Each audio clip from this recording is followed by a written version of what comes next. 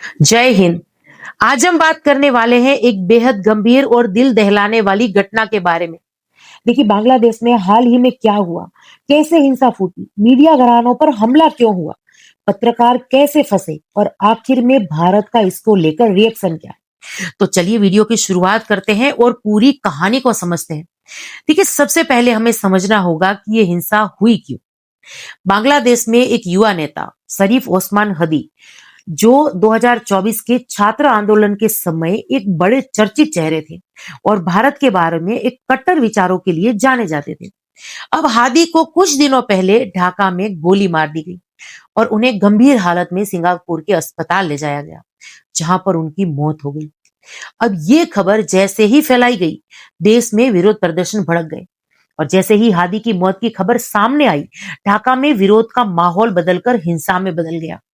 हजारों लोग सड़क पर उतर आए, नारेबाजी शुरू हुई और कुछ समूह ने नियंत्रण खो दिया। यहाँ पर ध्यान रहे कि शुरू में जो है ये विरोध प्रदर्शन शांतिपूर्ण था, लेकिन कुछ एक लोगों ने इसको हिंसात्मक रूप दे दिया। अब सबसे दर्दनाक हिस्सा तब शुरू हुआ जब भीड़ ने ढाका के दो सबसे बड़े अखबारों यानी प्रथम आलो और द डेली स्टार के कार्यालयों पर हमला कर दिया। अब भीड़ ने इमारतें घेर दी, तोड़फोड़ की और आगजनी की और इन प्रेस कार्यालयों को आग के हवाले कर दिया। वहां काम करने वाले पत्रकार और स्टाफ भारी धुएं और आग के बीच फंस गए। अब यहां पर दिमाग में एक सवाल आता है कि मीडिया जो खबरें दिखाता है उस पर ही हमला क्यों हुआ। बस इसी सवाल की वजह से जवाब ढूंढना बेहद ही जरूरी हो जाता है। देखिए, जैसे ही आग फैलने लगी, इमारत के कई फ्लोर पर पत्रकार जो है वो ऊपर की तरफ चले गए, यानी ऊपर की तरफ चढ़ गए। कुछ तो 9वीं मंजिल तक चले गए थे, क्योंकि नीचे धुएं और आग टूट फूट से रास्ता बंद हो गया था। एक पत्रकार इन्होंने देखिए सोशल मीडिया पर यहां तक लिखा कि मैं सांस नहीं ले पा रहा हूं, आप मुझे मार रहे हैं। अब ये लाइन सुनकर कोई भी पत्रकार शॉक्ड हो सकता है या कोई भी व्यक्ति शॉक्ड हो सकता है। तो आप समझ सकते हैं कि जो पत्रकार थे उनकी क्या हालत हुई होगी।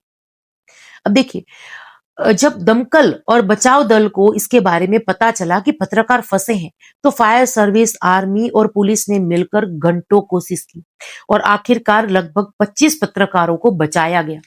बहुत सारे लोगों को सीढ़ियों से ऊपर से नीचे उतारा गया।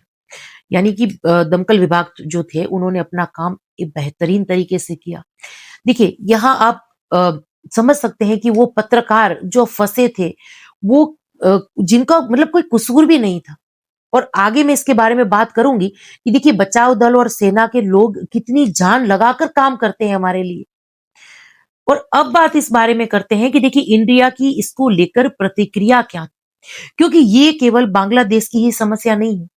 भारत ने कुछ वीजा सर्विसेज को अस्थायी रूप से बंद कर दिया, बांग्लादेश में सुरक्षा कारणों से।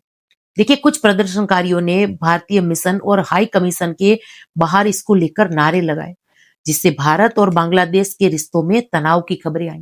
विशेषज्ञों के अनुसार इस स्थिति में भारत की क्षेत्रीय सुरक्षा और द्विपक्षीय संबंधों पर भी जो है असर पड़ सकता है।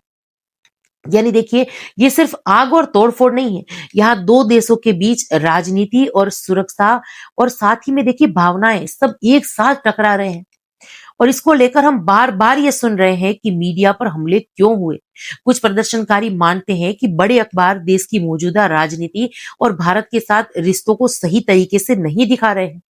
दूसरी तरफ सरकार और अंतर्राष्ट्रीय संगठनों ने इसे प्रेस फ्रीडम पर हमला बताया है और पत्रकारों की सुरक्षा को लेकर सवाल उठाए हैं।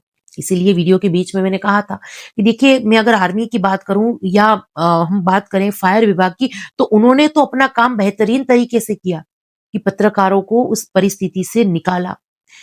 लेकिन देखिए, अगर मैं आज की बात करूं, आज की स्थिति में ढाका और अन्य बड़े शहरों में तनाव अभी भी है। कुछ लोग शांति चाहते हैं, तो कुछ लोग न्याय की मांग कर रहे हैं और राजनीतिक अस्थिरता अब पूरी दुनिया की नजरों में है।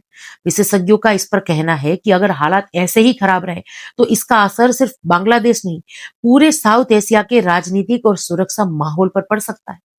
तो देखिए, आज का ये पूरा मामला सिर्फ एक खबर नहीं है, ये राजनीति, मानवता, प्रेस फ्रीडम और दो देशों के रिश्तों का संगम है।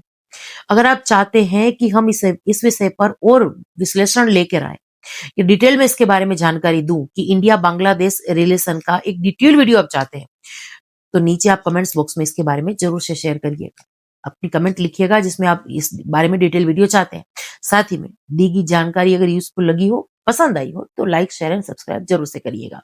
ताकि सही जानकारी, सही समय रहते और साथ ही में आज की दुनिया की सबसे बड़ी जो है अपडेट्स वगैरह जो है आपको सही समय पर मिलती रहे। इसी के साथ आज के इस वीडियो से विदा लेती हूँ। जय हिंद।